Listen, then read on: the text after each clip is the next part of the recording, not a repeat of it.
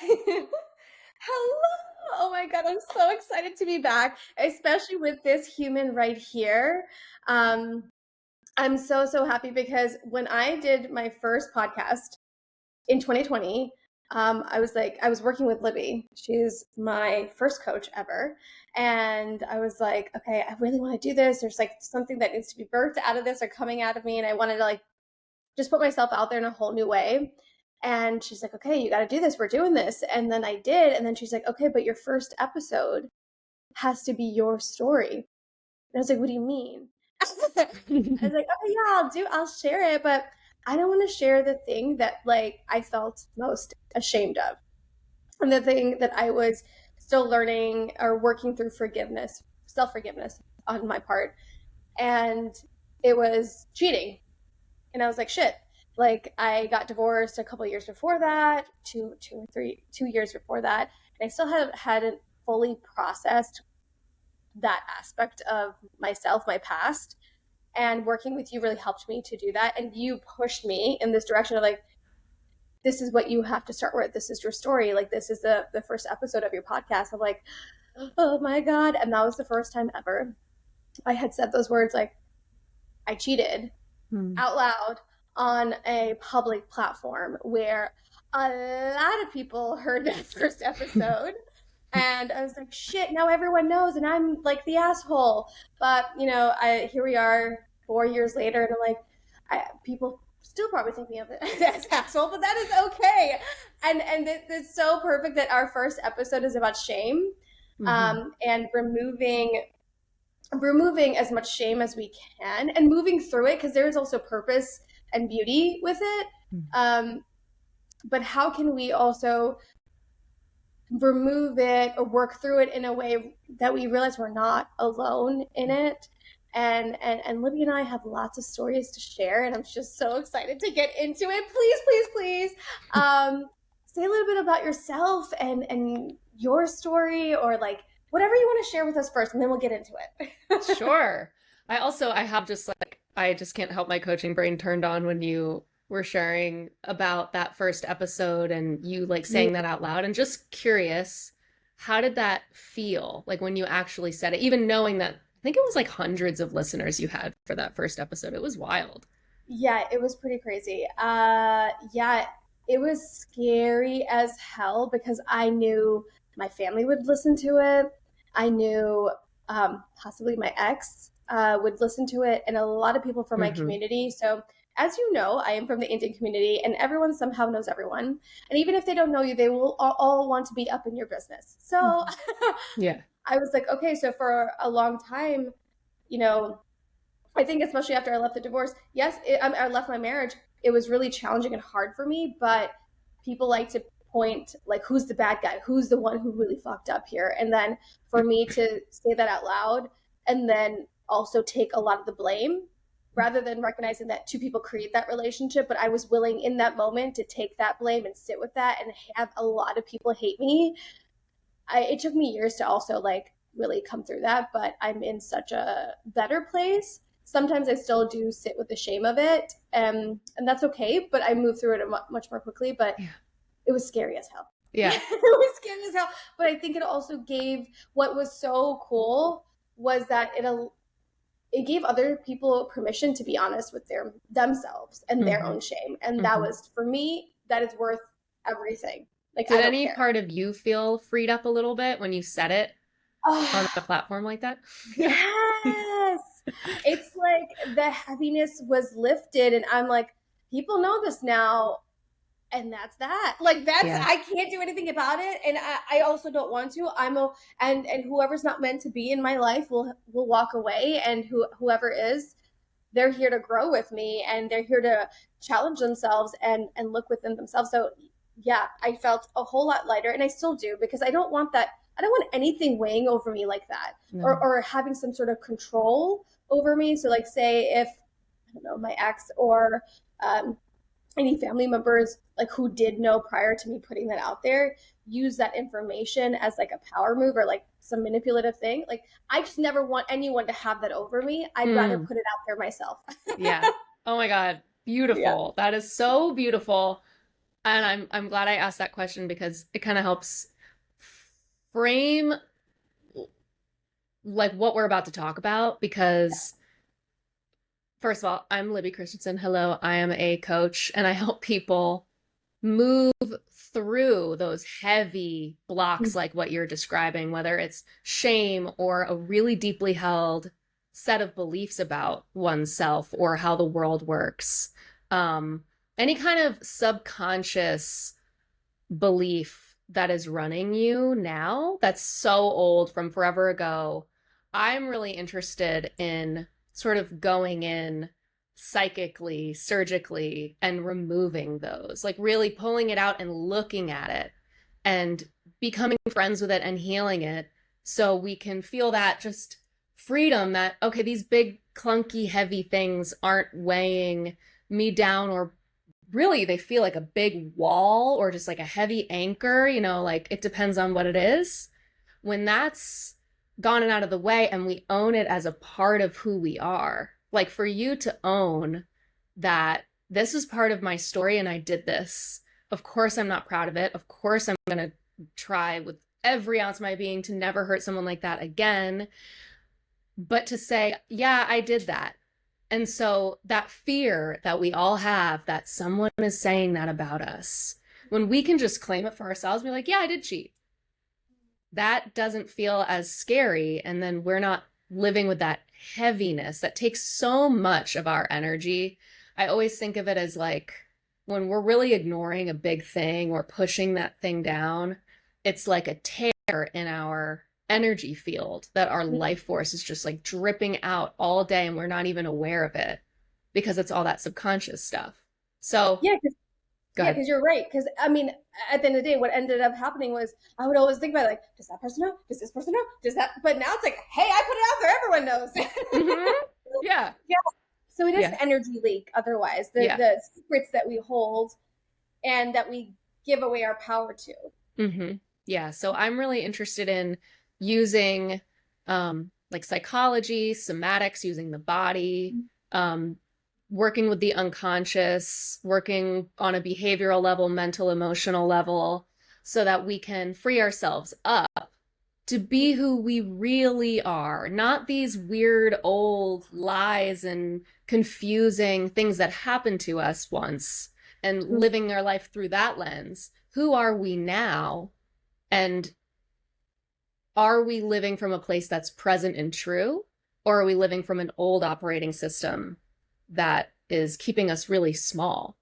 So I love working with leaders and people that want to make a big impact on the world. And it doesn't have to be like a C-suite executive. It can be somebody with just a dream to make an impact with a passion that they have. But I really want to help people work through and become friends with all of those parts of themselves so they can like blast off in life. Absolutely. Mm-hmm. I was going to say yeah. Go ahead. Sorry. Well, you're describing some of the process that I really believe in, which is like, especially when it comes to things like shame or having shame about the way that we are. I use this example because it's a pretty benign example, but I still do have a total aversion to anything mathematical. And I struggled really in school growing up, just in the school system that we had and the way that we're meant to learn. It just wasn't the way that my brain worked. So I was already at a disadvantage, but with math, it was just like offline and it stressed me out. I'm not sure if I'd call it a phobia. That seems a little intense. I won't pathologize it like that, but I did not like it. And it was just me sitting at the dinner table, with my mom or my dad or somebody, tutor, just being like, you can get this. Like, we're not getting up until you finish this. And just, I know there's people listening that know exactly what I'm talking about. Dinner table, and you're not having dinner until.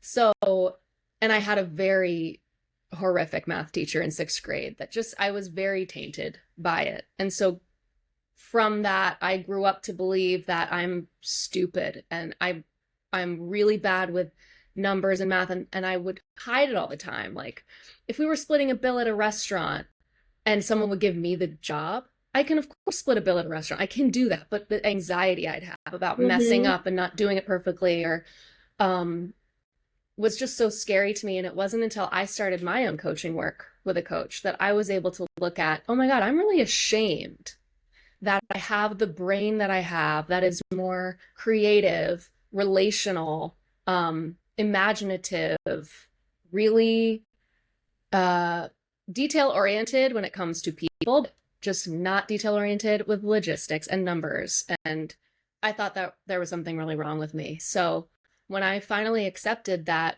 okay, I'm going to be a business owner, and I started freaking out and, tried to take all these courses online to learn how to like bookkeep myself and do accounting and doing all this math. And I finally realized that like I'm trying to force something that isn't natural to me. And what would it be like if I just accepted that I'm flat out not good at this? It doesn't mean I'm not a good person. It means I don't thrive in this area. I've got a lot of other gifts. And so I'm going to outsource. I'm going to let go of my shame so people can help me. And I'm going to hire people that are put on this earth to do shit like that, who are amazing. And thank God for you people. You saved my life. Absolutely. So, like, I realized this is really where my passion lives. It's helping people embrace who they are and seeing all of those things you thought were weaknesses are actually your greatest gifts. And we need all of us to be operating at our most authentic selves so we can bring what we were meant to bring and not pretend like we were meant to bring this over here. And when we can stop forcing it, we can really let it go. And one of the things I really encourage with shame is getting it out. That's why I was like, how did it feel when you said it?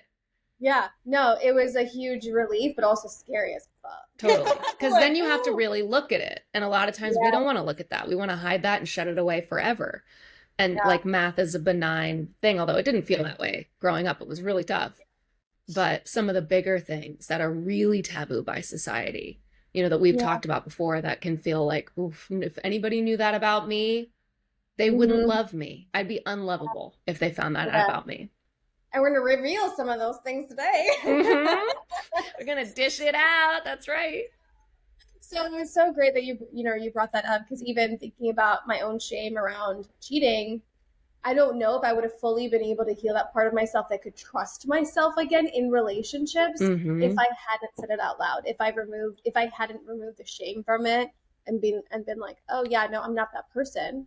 She's a part of me, but I'm not that person anymore. Mm-hmm. Um, and so you can actually fully understand why you did what you did and that you don't need to do it again. Mm-hmm.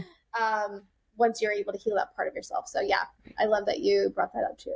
Yeah. That it really is a huge part of our story and what makes us so special, even though people wouldn't understand that. But honestly, now I get to, first of all, I have a lot of empathy for people in relationships who are struggling with this or who have been cheated on. I actually have a lot of clients that um, have been cheated on. And I thought for a while, I don't want to talk about it as much as I could, just in case it deters people who've been hurt by someone who's cheated on them. Mm-hmm. And then I was like, oh no, actually, I serve them really well because I can also tell them like the perspective of a cheater. But Mm-hmm. plus, I've also been hurt in relationships myself. So understanding all sides of it and just having a lot of empathy for them. So it's like such all of these situations. And like, I'm so excited to hear, the stuff that we're going to talk about today because it just opens up space for other people to realize, oh my God, I'm not alone. And actually saying it out loud frees me in some way. Mm-hmm. And it's part of my story. So, yeah. Okay, just gonna ask you this question off that. It's like, okay, Great. what is? I mean, and this could be something people already know, but I'm curious about something that not many people know that you are ready to put out there and free yourself from. Ooh, I love that question. Coach Shilpa on deck. You know, that's a great question. Here's the thing. I'm really proud to say this today. I Yeah, don't have any shameful secrets today. I I love that. don't. There's nothing that I could say to you that would be like, "Oh, I'm so glad I got that off my chest publicly." You could Yeah. ask me questions. I'll bring up some of the major topics that I've had shame about before, but today I don't I don't have it. And I'll give you and the listener like some of the tools that I've used to work through that. Mm, Some have been like professionally and spiritually, and some have just been on like a girlfriend level. mm, My best friend and I have something that we coined. It's called a shame pact. And I am so grateful for this shame pact and this friend that I trust enough to share these secrets with. It's so I'll back up. I am an alcoholic. I'm in recovery almost 8 years now. So you want to talk about shame? yeah. I have a barrel over here that I was carrying forever because I was a blackout binge drinker. So losing track of time, like completely losing the night, waking up, not having any idea what happened the night before, um, and doing things that in my conscious waking life I would have never done. So I carried around a lot of shame about my behavior through my using, which was also talk about inauthenticity. I was so ashamed of who I was that I used these substances to buffer me between other people and to kind of numb those feelings out and hide those things to seem more confident than I really was. Um, and so there was just a lot. There was a lot in that. Um, and so when I got sober and started working a program of recovery, I learned this phrase they say in these programs that are secrets keep you sick. And I remember hearing that and being like, ooh, don't I know it? Right. Because I also have an autoimmune disease that I don't believe I have from like holding secrets, but I do think that physically I can get ill if I'm holding something in. Like even on a small level, let's say I know I need to cancel something or I need to make an action over here, I'll get like physically sick. I'll feel my stomach churning and the tightness in my chest. And if I ignore that over time, that, nervous system being activated like that, it's going to create other issues. Yeah, a lot of So my clients they are. keep you physically sick and they keep you mentally sick. And I remember I told my best friend this. I was like, they say secrets keep you sick. And she was like, oh no, we have to keep those secrets going out. So we designed this vault together.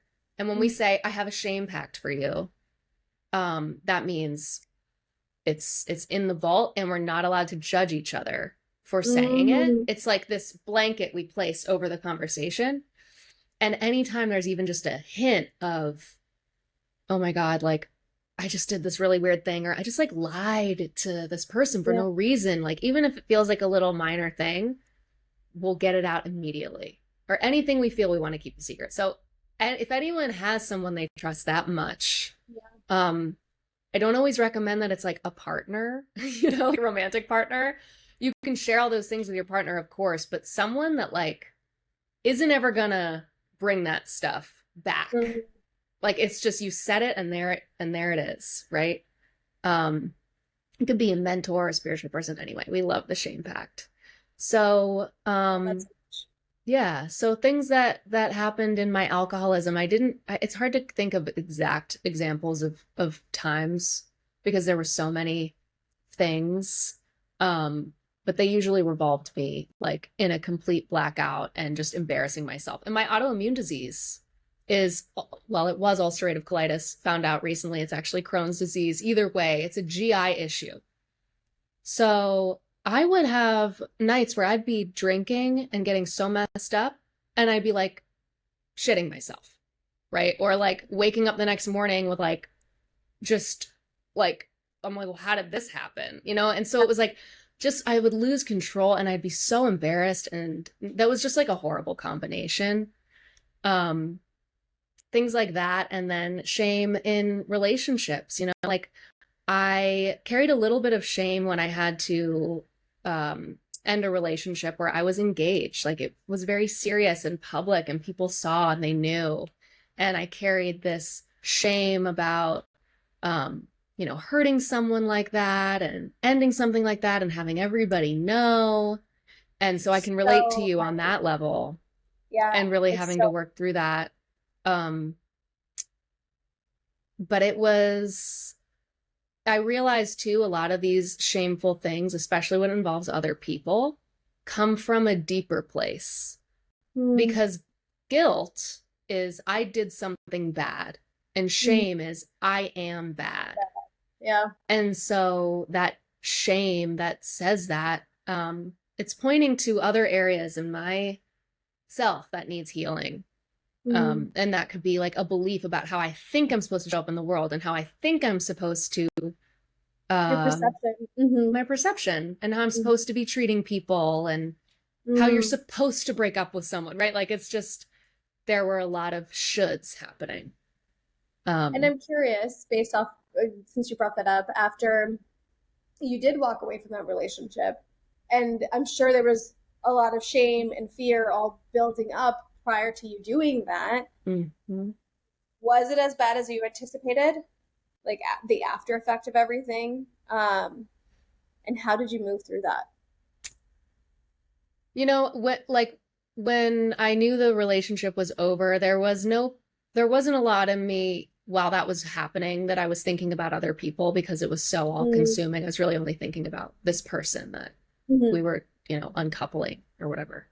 Um, but later on, it was like later on after I had moved through some of those really big feelings that I started able to kind of sit with the other feelings that were like, you know, there was a ring and there was, photos and people were getting excited. We were talking about it and thinking about um those elements and how I moved through it. I had to constantly be connecting to my higher self. As corny as that sounds, I had to get out of my own body, like my own ego, and go to the place that I know whatever it is that's looking out for me or whatever, my higher self that really does know what my highest truth is, wanted me out of that to begin with.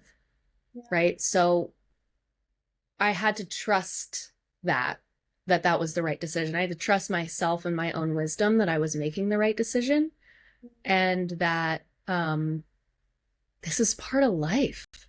Yeah. You don't ever think it's going to be you. You don't think I you're going to know. be the one to have the breakup and that you're going to like do the cheating and the divorcing. Like you Yep. never think it's going to be you. It's so funny. I was definitely the person who's like, I would never do that. I would talk so much shit about other people, and then I was like, oh, here I am. Right. Right. It's so I tell my humbling.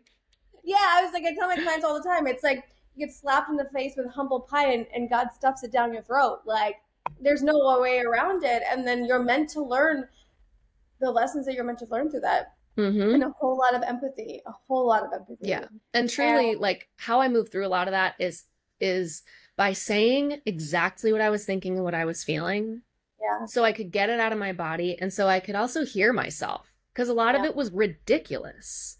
I yeah. was really concerned what other people were going to think later on. Oh And yeah, I knew that I was the villain in these stories for some of these yeah. people. And um I just I had to do so much work around accepting that and Mm-hmm. being like, "You know what?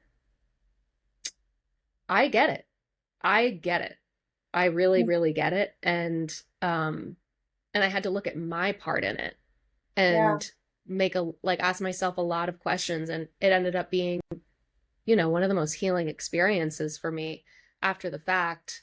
um but I really had to let it move through my body, and the only way I could do that was being really honest with how I felt my feelings, and then let other people hold me in that. Yeah.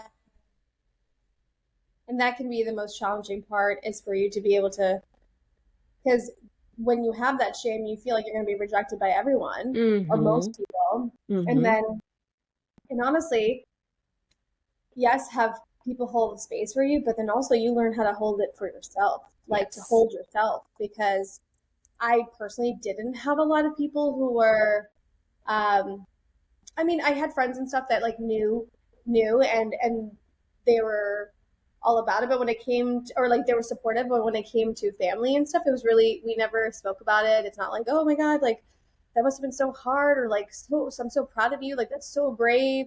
I definitely didn't hear any of that. So it's like I have to console my inner child, who definitely still wanted to be loved by my family, especially after the divorce. I had experienced a lot of shame. Oh my God, shame around that, especially in my community, because my ex was very well known in Dallas and in the community. He knew, like, his family was like here for a very long time and very much loved and adored. And here's this like, and it's so funny because that's like one of the stories I told myself, because I am more sensual and I wear what I want to wear. And even back then, literally, someone went up to my ex father-in-law and was like, "Oh, good riddance. I've seen her Facebook pictures," and I'm just like, whew.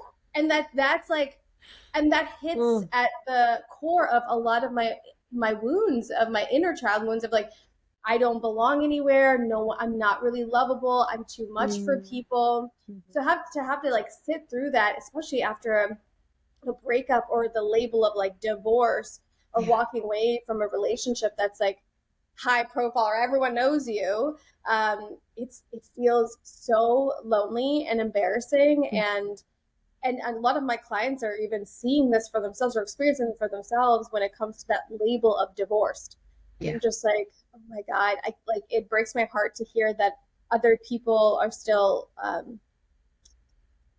shaming others for having that label or having gone through something really freaking hard. It's not just like people go into marriage to hoping that it's going to end in divorce. Like, we of course all go into it hoping we can work it out. But the thing is, at the end of the day, no one talks about how to have healthy relationships or to be in love, or what it looks like to love yourself, and why that's important to be actually in a healthy relationship.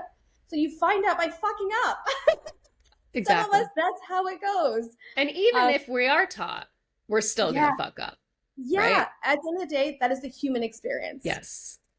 Yeah. And never say never. And honestly, that's what I've learned is like, don't point the finger and judge someone else, because you never know when you'll be in that same situation. Yeah. Yeah. Totally. Yeah. And so I'm going to ask myself the question that I asked you. And one of the things that I thought about, actually, I thought about this in the gym. I have to like rethink about the story, because I'm like, what was it again? But one of the things that I have not actually put out there at all, a few people know, but it was something that I struggled with on my own, and it was really, really scary to even admit out loud when I was like 20 years old. I just remember that being such a scary time, because I literally could not tell anyone. And it was that I had a one night stand with some dude that I was really drunk that night. Do not remember, like, honestly, I did black out. I had no idea what happened. I just woke up the next day and then never heard from him again. And I was like, oh shit, okay, whatever. And he's like not responding to, so he basically ghosted me. And then a couple of weeks later, I find out I'm pregnant. And I was like, that's why he fucking ghosted me, because the condom broke and he did not want to tell me. Yeah. Like, I'm just like, oh my God. But so ended up, I remember like I was 20 years old going, I couldn't even function. I was so exhausted. I was like, how am I going to do this? What am I going to do? And then he finally responded. I didn't have money at that time either. He was working or whatever. And I was like, oh my God. Ended up getting an abortion. And of course, I didn't tell anyone. So I'm going with this guy who's essentially a stranger. He's taking me. I can't even express any emotions to him because I don't really know him. I'm scared as hell. Here's this. And then outside of the abortion clinic, of course, are people who are like, don't have an abortion, have your baby. Here's what your baby looks like right now. And I'm just like, oh, Jesus Christ, I do not want to see this. And of course, myself, to make myself feel worse than I already do, I opened it up and looked at it and I was like, oh my God. And I just like started crying and went through the procedure, came back out, and he's still a stranger, couldn't talk to him, didn't know what to say. And I was like, okay, you could just like drop me back off at work.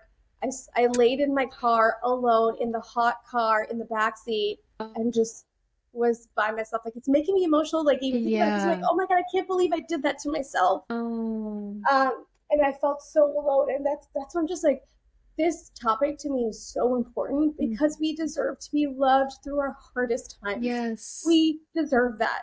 Yes. how much less heavy would have that felt? It would have if I had a friend to come with me, Mm, or if I could actually even trust my family to hold that for me. right. Right. It's just, this is why this is so important. And I want us, like, one of the aspects, like, of my aspects of my work, or a part of my brand, is also really talking about the things that are shameful or people are Yes. shaming themselves for, so they recognize they're not alone in it, that there's Mm, someone else who's been through it and who's recovered from it, who's gone through it, and that, is putting it out there, so then they get to hear that they're yeah. not by themselves. Thank you for sharing that. And, you and I have talked about Yeah. our abortions before. Yeah. I too had one. And it's funny that that didn't even come up in my mind when you asked me, like, what are some shameful things that you have held? Because I am so lucky that it was not a shameful experience for me, because it happened later in life, where I had done my women and gender studies courses in college already. Like, I Yeah. already had a feminist foundation, and loving partners and friends who had gone through it before. And I felt very safe and very sure of my decision. Um, and so while the experience of it was horrific and really painful, which nobody was I talking about, know. because I did talk to other people about it. I like took the pill at home, Mm-hmm. and it was like the worst pain I've ever been in for like a full 45 minutes, and Mm-hmm. nobody talked about that. Not to scare anybody who would have to, but to prepare you. Like, you might Yeah. want to hold a pillow or have a friend hand to hold, or a partner or somebody, but um it's just a very bizarre experience that no one, unless you've been through it, would ever understand and Mm-hmm. explain. And to think that you had to go through that, you said at 20 years old, Yeah. Yeah. when and you said something, you were like, I hate that I did that to myself, but you know that you didn't do that to yourself. A Yeah. condom breaking is, you know, Yeah. people get drunk all the time. The amount of times that I got drunk and went home with people and they were complete strangers and I never saw them again, like, Yeah. let's, Yeah. that's, we can normalize that. And a condom breaking, which what you gonna do about that? I know. um I really need to choose the men, though. Like, literally ghosted me tonight. Not even explain or tell me what happened. and again, but again, like, you were in your 20s trying to have fun and find yourself. Yeah. Yeah. And for Exactly. some reason, you were meant to have that experience, and you were meant to heal through it and share it today. And for us to Mm-hmm. talk about that, Absolutely. because that's a topic that, I mean, we could go real deep and real political on it. And Mm-hmm. I don't think that's the purpose of today, but with the energy in the politics right now, it's very important that we're sharing um, about our abortions, and telling other women that it's okay. It's not something to be ashamed of, and it's something that women need to have the option to have. Oh, absolutely. I mean, honestly, I think all the time of, what if I chose to be a mom at 20? Because I literally was so stressed the fuck out that I was like, I think I'm going to run away and just be a mom somehow. I don't know, have this kid. And I'm like, I don't even know this dude. I don't even Yeah, with a know if stranger I who like. ghosted you, he seems like a Yeah, stand-up I father know, no, I figure. know. I was like, oh my God. But I just felt so much shame at that time. That I was like, I was willing to do something so crazy. And I didn't feel safe with my family. I felt like I couldn't tell them. They would hate me. They would have made me get the abortion anyway. But, Mm-hmm. and then, yeah. So that's the thing, is like, when you are able to move through that, or you at least have people that you feel safe with and realize you're not alone in this, you're not the only one making this mistake, that, or having to go through this, that then you can think logically and come up with solutions that really are aligned for your best self. And I'm so grateful that at that time I was able to come to that solution, because running away and having this kid at 20 years old without an Mm, education, no money, yeah, mm-hmm. that would not have been a great idea. No. So I'm very grateful that I had the option at that time, Yeah. especially because I found out a little bit later Mm-hmm. too. So it was really tough, really, really hard situation, but very grateful that I did have the option. Mm-hmm. Um, yeah. And I was going to say, like, probably a lot of my other shame stories would be around sex. Yeah. The men I've slept with. and my sexual encounters. Yeah. Oh my gosh. So there's something that we do in a 12-step program where we list like our inventory and our sex inventory. And I Oh, remember, really? yes, and it's not, it's the purpose is not to shame you and to Yeah. say, okay, list out every person that you blah blah blah. It's so that you can really take a look at your behavior Mm. and your addiction and like how it harmed you and other people. So I remember writing that list and being like, guy with the eagle tattoo on his chest. Oh, shit. Because Isaac and I had like sat down when we first dated, and we're like, how many people have slept with? How many people have, and like, so we're like, when we're having fun with it, not just like to shame each other. But and I was like writing down. I was like, oh my god, what was his name? Oh shit, I think I forgot someone. Or I'm like, damn. Curly hair. I remember the bar name. It's like, yeah. Oh my god, this was what I was thinking about. So when I was at the gym this morning, I was like, what is like one of the most embarrassing or like shameful things? And I was like, I remember. Okay, first of all, I ended up getting HPV after that guy. Ugh.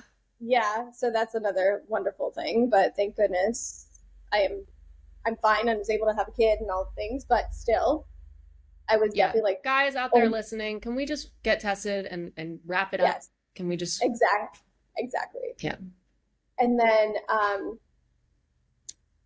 okay, so this was after I had moved out to LA after separating from my ex, and I ended up getting BV, bacterial vaginosis, Mm, and I sucks. had never Oh, ever gotten it it's before. horrible. And I was like, I've got nasty discharge, like clumps of shit coming out of my vagina. And I was like, what is going on? And this was the time that So scary. I had slept with like 3 different people on the Mm-hmm. same week. And I'm like, oh, fuck, this is what I get for being a slut. God is punishing me. And I remember going to the doctor and just being so mortified. I was like, I'm so sorry.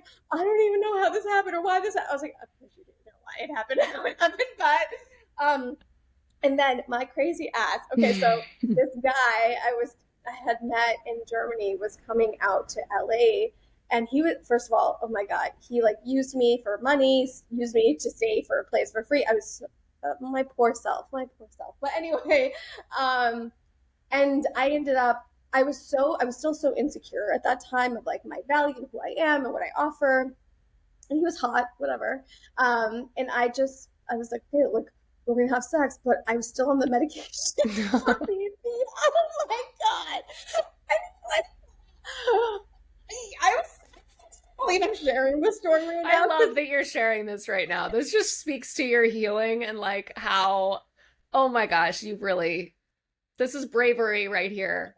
It's like, And it's not too much because if any woman is here listening saying that you haven't had some yeast infection or bacterial infection and like that your pH hasn't been off from sex or something related, it's like we've all been there, honey. yeah. This is definitely my most extreme moment. Yeah. He like, I think whatever came out on the condom was from my vagina. I was like, that is fucking embarrassing. Embarrassing. I'm just gonna pretend like none of that happened. Yep. Yep.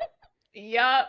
Yep. Yeah. So that was a lot of fun, but that's probably what I'm like getting hot and sweaty because that was so embarrassing for Oh my me. God. Like just take a deep breath and like shake it out. And just know that there are so many women listening that are just like, yeah. And I mean, it's like having sex on your period. It's like all these things that we could be so embarrassed by that are literally just part of being a human body. There's fluids, there's infections, there's things that happen. It's just a human bodily experience. And are we supposed to be ashamed of that? Plus the fact that we have this human body that is designed to experience pleasure? Like, and that those two things are sometimes intersecting, and like, what are you gonna do? Just deny yourself? Obviously be safe and be respectful, but we just in our 20s, we don't know how to do that because we don't know how to love and be respectful to ourselves. So of course we're doing weird shit with other people and we're not respecting them either. And we could give, that guy a lot of shit for ghosting the next day. But how many times have we done that? I know. Oh And yeah, how many yeah, times have we um used people before, especially like when we didn't know ourselves and we didn't know what was expected of us except for what we were shown at a younger age. And that's what creates the shame, because we think we're supposed to line up with some kind of value that we've been shown as like a good girl or a good person. yeah. And then when we stray from that, it's like, oh my God, I have to Have to keep this a secret and no one can have, know. And now now it's shame in the body. And that yeah. really does, it does, just like you're sweating actually right now. It's not even embarrassment. That's like somatic release. Yeah, that's true. It's finally out, guys. It's finally Yeah. out. It's literally like, it's really like sweating. If you are having an experience where you're like really releasing an emotion and letting something go, sweating is normal, stomach gurgling, burping, Mm-hmm. sneezing, farting, like Mm-hmm. skin tingles, just yawning. Those are all signs of, oh, you really let something go. Have you ever had like a huge cry with your friend Oh and my then you're God. just like on the couch, just you feel like the wind got knocked out of you, you're yawning, you're like, okay, I need a nap now. That's because you just released so much. So anyway, Yeah, that means, that's a good sign. I know. That you're It's sweating. out there. I'm free. I'm free from my PV. Yes. Yes. Oh my God. But yeah, I love stories like this. Honestly, Me this is so too. fun. Me too. I love it. I mean, this is like, I'll share with the listeners that when Shilpa and I were talking about like what we were going to talk about, you asked me, well, what do you want the topic to be? And I was like, I've done a few podcasts recently and it's all been around similar stuff like transformation change. I love talking about transformation, change, aliveness, my work, coaching, healing, transformation, all of it. I love it. I could talk about it till I'm blue in the face, but I was like, but let's shake it up a little bit. What Spice if it we up. Yeah, and then the two of us somehow came together with this topic of shame, and we were like, oh my God, hell yeah. Like this is it. This is what we can like shake up right now. Because it's refreshing, it's freeing. I know. And now, because you had touched on this earlier, I want to definitely talk about this is that the shame of speaking our truth. So not even just Mhm. like about our past or what we've done, but like how we feel about something, Yeah. or opinion on something, or because I see a lot of my clients, one of the reasons for why we get into the scenarios or situations and relationships where we're feeling resentful, angry, frustrated, they end up cheating, or we end up, I don't know, or abusive relationships, is because we also are overlooking our own truth or Hmm. our shame around our own truth and allowing someone else to bulldoze us or just like their whatever they say goes or whatever they say matters more than what we are feeling in the moment. Hmm. um yeah, I just noticed that like even with myself, with my past relationships, with my ex-husband, with men I was dating before, I would not, I struggled so hard to like make my feelings or my opinions matter or my thoughts matter. And then that there was always like second guessing. Oh, is that true? Like, can I actually say this? Am I a bad person if I think this or say this out loud? And then the fear of rejection and abandonment is there too, right? Or if I say this, am I a bad person or am I like not, if I am I being too, like having too much of an opinion or too much, and are they going to leave me?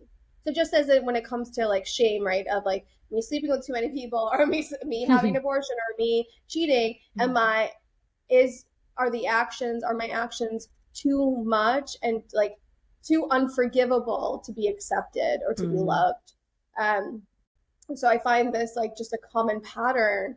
And the thing is, we are so afraid in those moments, but when we lean into that and be, and like we're brave and courageous and actually speak our truth and speak our heart, then we make more aligned decisions for ourselves and healthier decisions for ourselves and find ourselves in more fulfilling relationships that way, and not looking to just be chosen, but also like, oh, what I say matters, and I'm actually can attract someone who loves this spicy, bold, authentic me rather than a fake, play watered down version of me.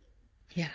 Yeah. Mm. I'm curious if like something comes up for you, um, maybe in your own life or even with your clients, if you notice anything like that, where the shame around your truth or your opinions or your feelings comes up in any way in relationships or how it affects relationships. Absolutely. You know, Yeah. you're talking about like the fear of what they will think. You said like Mhm. they, and it's funny because there's obvious people we can pinpoint in our lives that we think about of, oh, well, you know, my parents really wouldn't like that, or my partner really wouldn't like that, or, but really the they is a very metaphorical, abstract thing too. It's the society, it's the culture, Yeah. it's the history, it's the generational traumas and beliefs. It's so many things. Um, and I was just talking to my client about this today of like being able to, when we're looking at a story that we're telling ourselves about something, it's so important to be able to kind of, for a moment, just separate out what are the facts and Mm-hmm. what is the story. Because the facts could be, you know, it could be as simple as like, okay, the facts are somebody looked at me funny in the grocery store when I was buying a lot of food. Or that's not even the facts. I'm buying food, somebody looks at me. The story is I was buying so much food and they looked at me with judgment and they're like, oh my God, how could you like be buy is that all for you? Whatever it is. I'm making up a weird example, but you know, the story can be, and somebody else can have the same experience and a story that's the complete opposite of that, right? So it's really important to zoom out and Yeah. look at the facts if you're having a hard time connecting to your truth. But the the fear of not saying it, right? We have a fear of not saying it because we think that when if we do say it, number one, we'll either be rejected or we'll have to do something about it, Yeah. right? Yep. So Another. like relationship example, you realize, oh, okay, this isn't the person for me, but you didn't want to look at that for a long time and then you looked at it and now you have to do something about it, and you know that the doing something about it is going to be a haul, it's going to be hard, it's going to be a big thing, it's going to be moving out of state, it's going to be, you know, leaving a family you really cared about, it's going to be really intense and painful, but that pain is a lot more acute than living a lie and hurting not just yourself but the people who you're pretending to be showing up for. Like it's we're doing the world a disservice when we are not speaking that truth and living by it. I love that so much. That's such a beautiful, you know, because the thing is, we say in those moments our concern is the like that person or whatever. At the end of the day, that we're just freaking scared of like Mm-hmm. we're rejecting ourselves before Yes. anyone has the opportunity to. We're Yeah. judging ourselves before anyone else has the opportunity to. So like even that example that you brought up, which I think was so freaking great, um, about the person in the grocery store, that thought really wouldn't be coming into your mind unless you had some sort of a belief around what you're eating, how much you're eating, you know, your body image, whatever it is, right? So at the end of the day, we are rejecting ourselves before this other person can even do that. And then I love how you said, and the other reason is why if we say it out loud, we have to do something about it. And we're so shit scared of that. And Like taking, that's honestly what keeps us in a stuck place, I believe, yes, the longest. yes, yes. um it we our brains are so primed to for safety, like for Mm-hmm. survival purposes, so that we are keeping things familiar and predictable, that when we think of if we really had to follow our truth every time, our brains think, oh my God, that's a lot of work, that's really risky. Yeah. You this isn't, you're not safe if you're gonna leave this thing that's been comfortable for the last year and a half, like you're not safe to leave. So you have, it's challenging work, you have to really be referring to your heart in those scenarios and to your What's and your to your heart? belief in whatever. If you have a belief in something bigger than yourself, refer to that, because your brain is not going to be down with this change. It just won't. It will tell you every single thing in the book to keep you Yes. stuck where you are. Yes. 100%.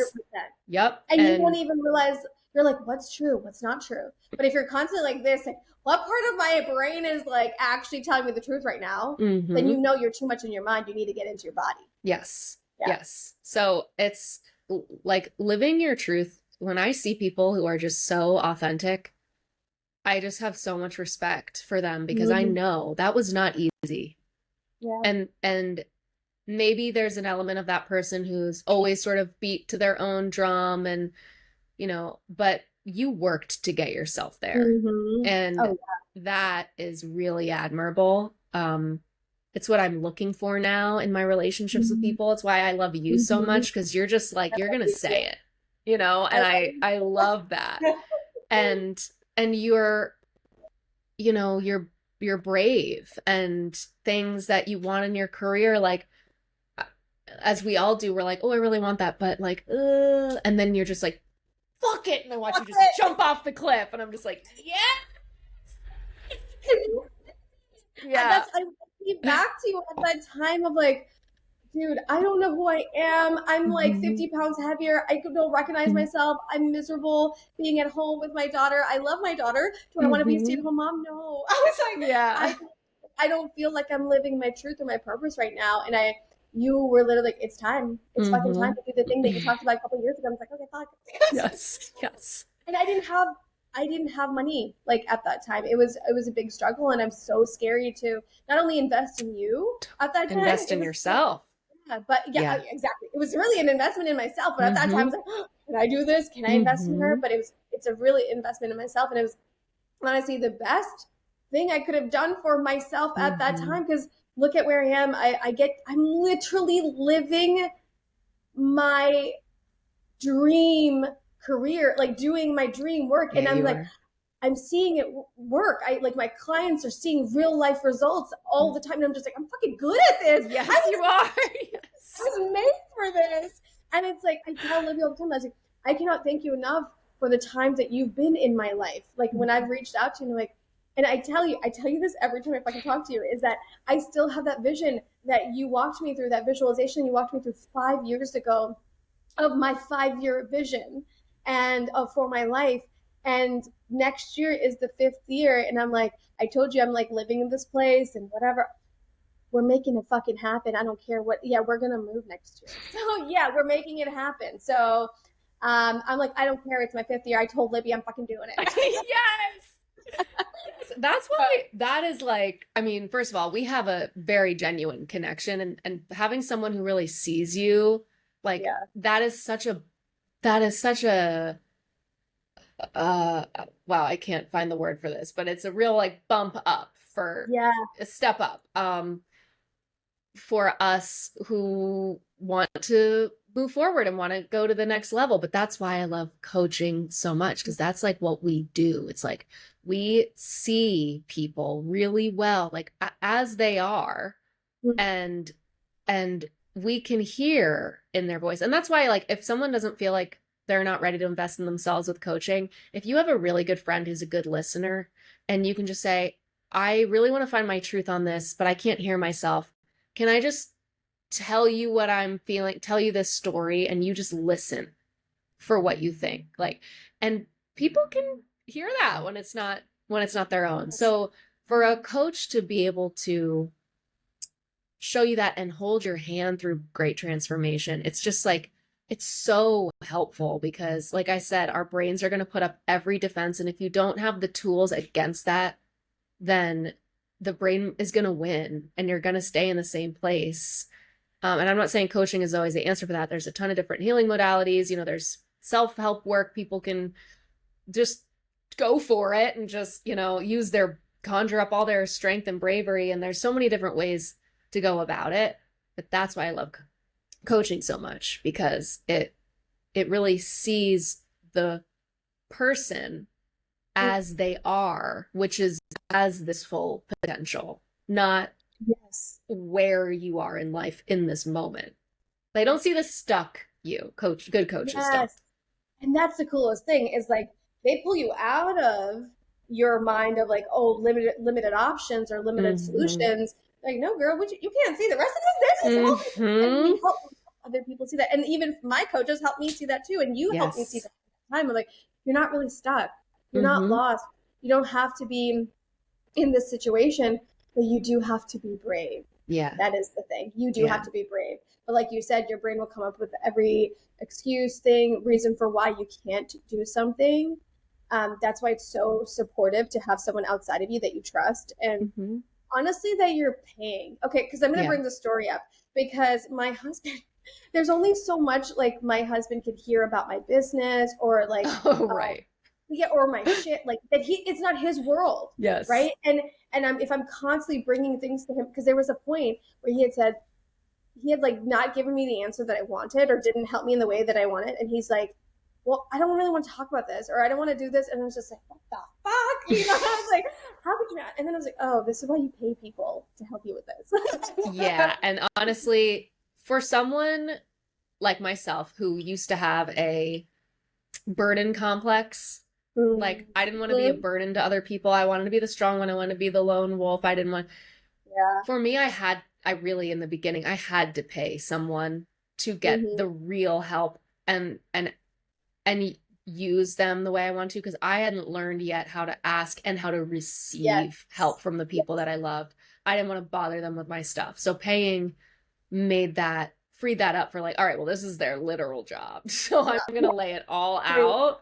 And I don't have to be like, and how are you though? Because this was all about me. So how are you? It's like, that's the We would do greatest that. Yeah. gift. I don't take Yeah. any offense if people don't Yes. ask me, if my clients don't Yeah. ask. So, oh, and I try not to, unless there's Yeah. something, that I want to connect on or they really genuinely want to know. But Yeah. what's challenging too is people that might be listening, hearing like, okay, well, I'm supposed to listen to my truth. Cool. Mm-hmm. How? That's something I've really learned to focus in on in my work with my clients is coming up with a very specific process and how to learn to listen to yourself. Because that is something, we talked in the beginning about like nobody teaches you how to be in a relationship or how to do this and that. Nobody has taught us how to listen to ourselves. Yeah.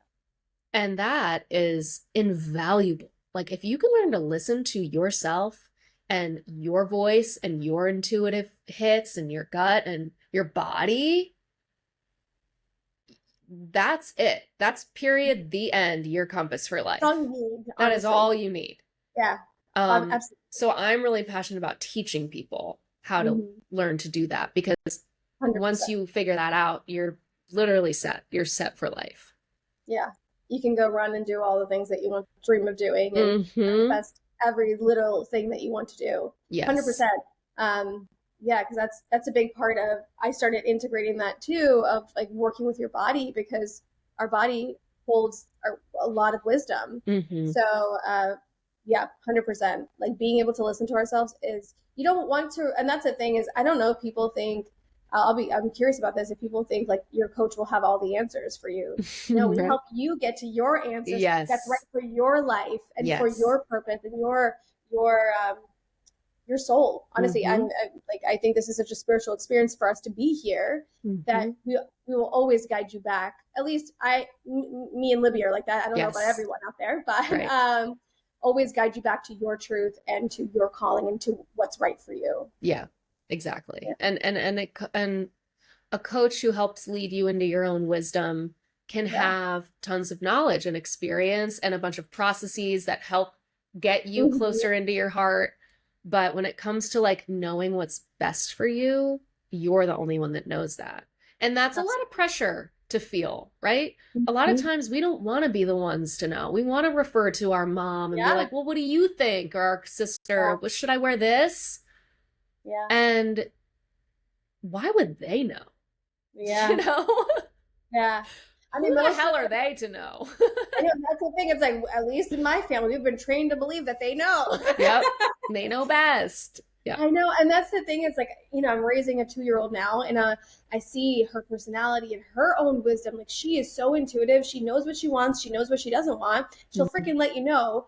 But then I keep thinking about how many times was I like that, where I was shut down as a child. So I learned really early on, and all of us, right? What's proper, what you cannot do, what's okay to say, what's too much, what's not enough. And I'm like, fuck. No wonder why we grow up to be adults that don't know how to listen to ourselves, that don't know what is actually right for us. We're always deferring to someone else. Hey, what do you think? Or what do you think? It's like, no, actually, what do I feel? What do I Yep. feel about this? What do I think? What's right for me? Yep. So, I love this work so much, and I love you so much, and I I love love you this episode too. so much. Same. Thank you so much for being here. I'm just so so grateful to you. Like, this is like such a gift for me to have you as my first guest, and for me to like get my ass in gear to actually do it. I was like, I literally messaged her there. I was like, fuck it, I'm Let's over being. go. Yeah, let's go. I So love it. I'm Thank you so for asking me. I'm so proud of you and I love you as a podcast host. I'm so glad you're getting back at it because you talk about the greatest things, you have the greatest guests, and it always like flows so naturally. thank So I you. can't wait for the You're next episode. yeah. Well, I love you. Have a Love you beautiful, too. beautiful day. Thank you.